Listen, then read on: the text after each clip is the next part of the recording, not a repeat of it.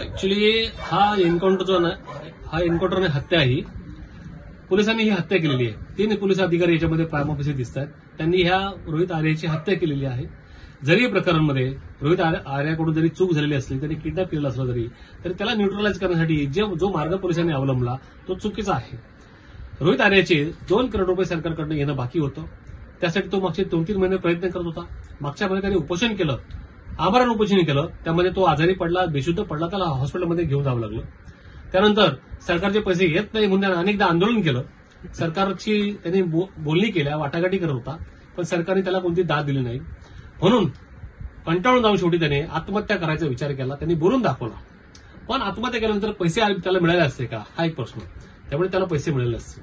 म्हणून त्याने काय केलं, त्याने शक्कल लढवली असं मला असं वाटतं, की त्याला असं वाटलं की मुलांना असं उलेश ठेवून कदाचित त्यांची भीती दाखवून सरकारकडनं पैसे घेता येतील, उकळता येतील, कदाचित त्यामुळे त्यांनी हे प्रकरण हे असं मुलांचं हे अपहरण केलं असावं. पण त्यावेळेस अपहरण जेव्हा केलं, जेव्हा अपहरण केलं हे पोलिसांना जेव्हा त्यांनी सांगितलं, स्टेटमेंट केलं, पोलिसांनी त्याच्याविरुद्ध कोणताही गुन्हा दाखल केला नाही. त्याच्यावरती किडनॅपचा गुन्हा दाखल करायला पाहिजे होता, एक्स्टॉर्शनचा गुन्हा दाखल करायला पाहिजे होता.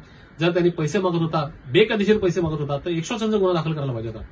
पण याच्यामध्ये एक्स्टॉर्शन आहे का, तो त्याचे कायदेशीर जे ड्यूज होते ते मागतोय. त्यामुळे हे चुकीचं आहे. पोलिसांचं जे सगळं जे घडवलेलं आहे हे सगळं चुकीचं आहे.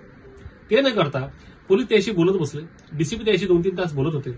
मग हे प्रकरण त्यांना व्यवस्थित हँडल करता आलं असतं, किंवा त्याचे पैसे जे काही ड्यूज होते किंवा त्याच्या काही मागण्या होत्या, जे व्हॅलिड आहेत त्या मागण्या, त्या पूर्ण करता आल्या असत्या आणि हे प्रकरण शांत करता आलं असतं.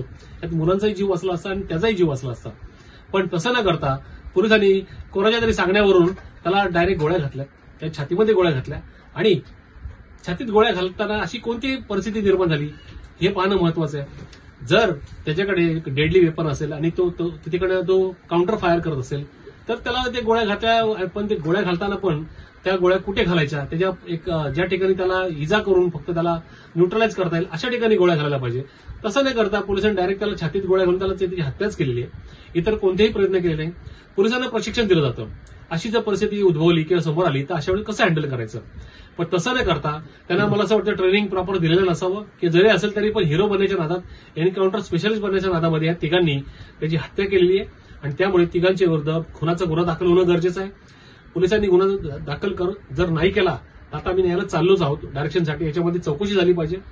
या तिन्ही आरोपी, जे तिन्ही गुन्हेगार जे आहेत आता, त्यांच्यावरती 302 खाली, म्हणजे तो सीआरपीसी प्रमाणे 302 होता. आता त्याच्या व्यतिरिक्त जे 2 करोड रुपये सरकारने त्याला जे दिले नव्हते तो तर मेला आता. पण जे पैसे जे आहेत पैसे कोण देणार. त्यामुळे ते जे काम करून घेतल्याच्या नंतर सरकारचे जे 2 करोड रुपये जे देणं बनतात ते दिले नाही, म्हणून सरकारचे जे एज्युकेशन डिपार्टमेंट किंवा मिनिस्टर जे आहेत त्यांच्या विरुद्ध चिटिंगचा, फसवणुकीचा गुन्हा दाखल झाला पाहिजे आणि त्यांच्यावरती कारवाई व्हायला पाहिजे, अटक व्हायला पाहिजे. जर ते लोक त्यांच्या सांगण्यावरून जर पोलिसांनी केलं असेल तर खुनाच्या गुन्हा देखील त्यांना आरोपी बनवलं पाहिजे आणि ते बेड्या घालून त्यांना जेलमध्ये टाकलं पाहिजे.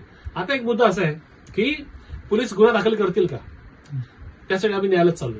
गुन्हा जरी दाखल झाला तरी ते तपास नाही करावा. त्यासाठी आम्ही सीबीआयची मागणी करणार की हे प्रकरण सीबीआयकडे गेलं पाहिजे आणि यांना दोषींना कठोर शिक्षा मिळायला पाहिजे.